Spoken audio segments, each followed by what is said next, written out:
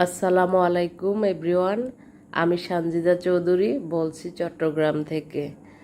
তো আজকে আমি চট্টগ্রামের মেজবানি মাংসের সাথে গরুর মাংস রান্না করব।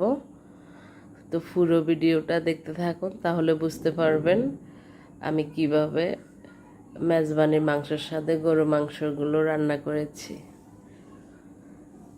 তো মাংস আমি রেগুলার সাইজে কেটে নিয়েছি। কেটে নেওয়ার পরে ভালো করে পানি ঝরিয়ে হাঁড়িতে নিয়ে নিয়েছি। এখানে প্রায় 6 কেজি পরিমাণে মাংস হবে। তো আমি একে একে মশলাগুলো অ্যাড করতেছি। এই তো মশলা পরিমাণটা দেখেই বোঝা যাচ্ছে। এখানে আদা বাটা দিয়েছি, তারপর রসুন বাটা দিচ্ছি।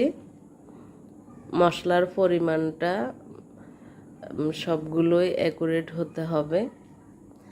তো জিরের গুঁড়া দিয়ে দিচ্ছি, আর হচ্ছে এখন হলুদের গুঁড়ো দেব। ক্যামেরায় বোঝা যাচ্ছে কিনা জানি না। মাংস অনুযায়ী মশলার পরিমাণটা একটু বাড়িয়ে নিয়েছি, না হলে মেজবানির মাংসের আসল স্বাদটা পাওয়া যাবে না।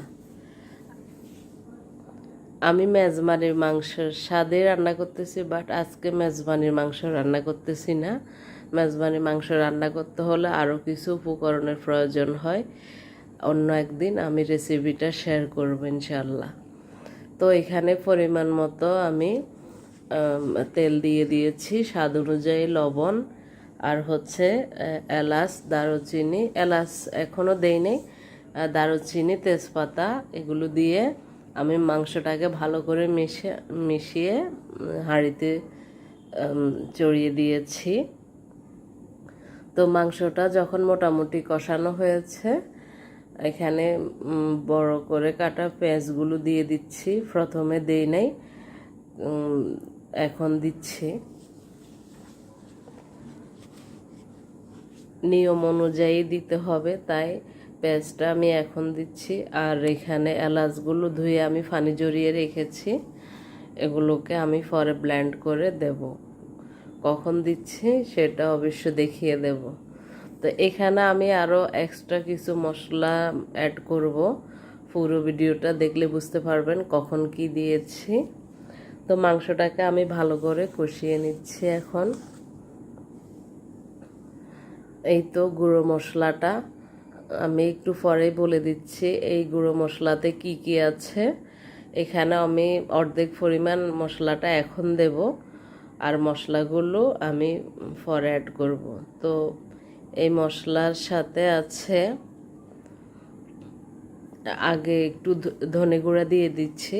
ধনে গুঁড়াটা যখন বাকি মশলাগুলো দিয়েছিলাম তখন দেওয়া হয়নি, এই মশলার সাথেই দিচ্ছি, তাহলে ফ্লেভারটা ভালো আসবে।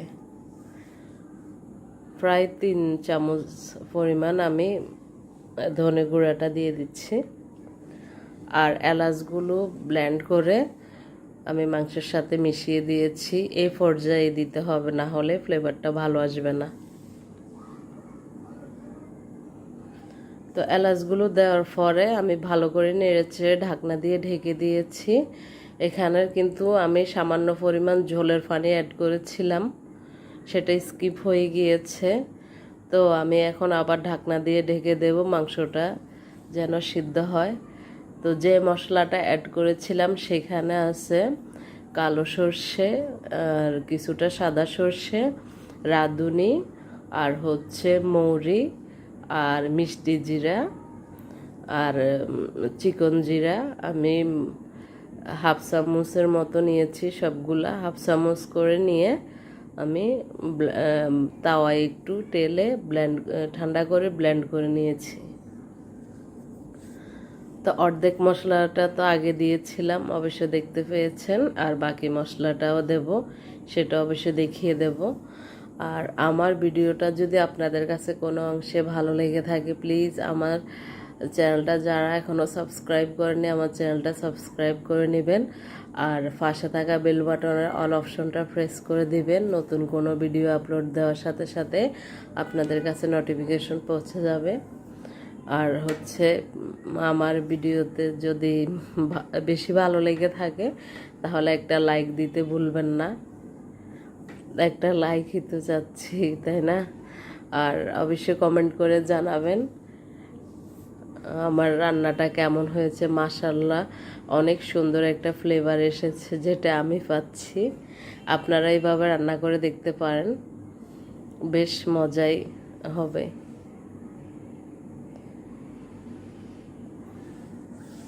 তো বাকি মশলাগুলো আমি এর ভিতরে অ্যাড করে দিয়েছি, সেটা সম্ভবত স্কিপ হয়ে গিয়েছে। আর আমি এর মাঝে আরেকটু গরম পানি অ্যাড করেছিলাম মাংস সিদ্ধ হওয়ার জন্য। মাংস যতক্ষণ সিদ্ধ হবে না ততক্ষণ চুলায় রেখে সিদ্ধ করতে হবে। পানির পরিমাণ কিন্তু বেশি দেওয়া যাবে না। আর এরই মাঝে লবণটাও চেক করে নিয়েছি। মাশাআল্লাহ, অসাধারণ হয়েছে রান্নাটা। তো এভাবে রান্না করে দেখতে পারেন মেজবানির মাংসের সাথে গরুর মাংস। তো এই তো আমার রান্নাটা প্রায় কমপ্লিট হয়ে এসেছে। আর একটু ঝোলের পানি শুকিয়ে আমি নামিয়ে ফেলবো, গরম গরম পরিবেশন করব ভাতের সাথে। পোলাওর সাথেও পরিবেশন করা যাবে, পরোটা, যে কোনো কিছুর সাথে।